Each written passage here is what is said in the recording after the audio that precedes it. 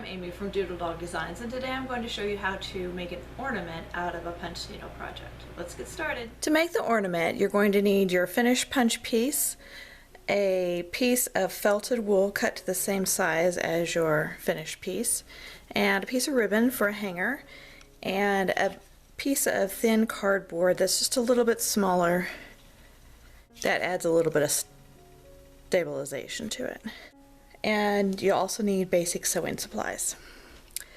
So to cut the piece of felted wool the right size, I traced the punching pattern around the outside of it to create a pattern for this, and then I cut the felted wool out the same size and cut this about 1/4 of an inch smaller, more or less. It doesn't have to be exact. And I used an 8-inch piece of ribbon, and I'm going to trim the extra weaver's cloth around the edges to about 1/4 of an inch, and I'm going to use pinking shears so it isn't as likely to ravel.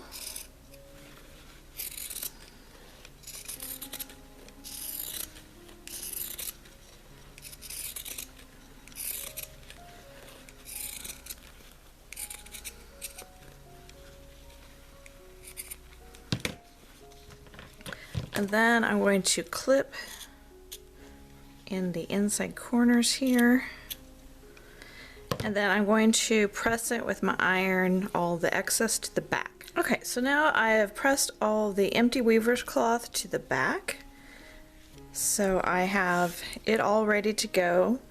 I've threaded my needle with black thread. I'm using black to match the wool backing.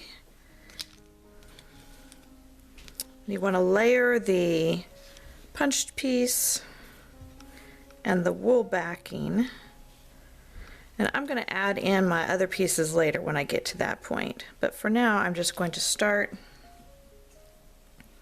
with this. I think I'm going to start here on the bottom and bring the needle up underneath the weaver's cloth there.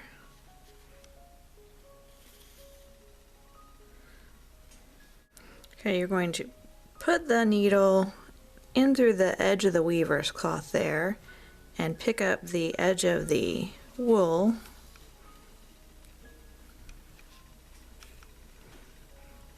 Well, and then when I do that, I'm using this other finger to kind of hold the floss loops out of the way, because I don't want to get those caught.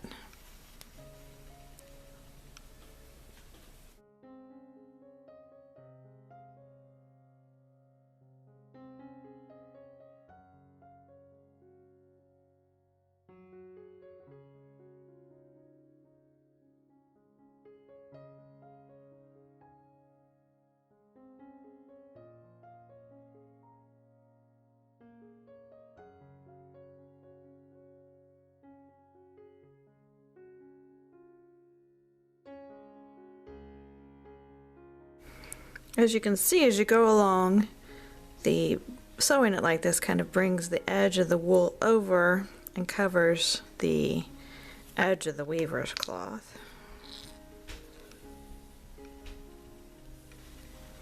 When you get to the middle where you want to put the ribbon in, fold the ribbon in half.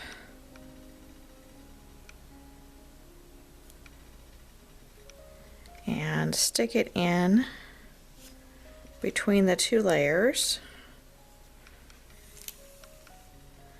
and just keep on stitching like you have been.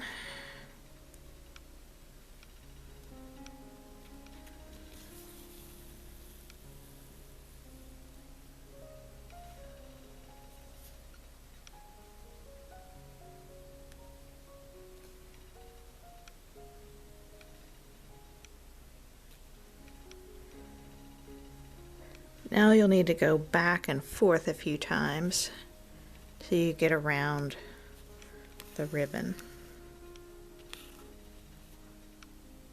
You could also use some jute here, or just string, or whatever you want, depending on the look you want.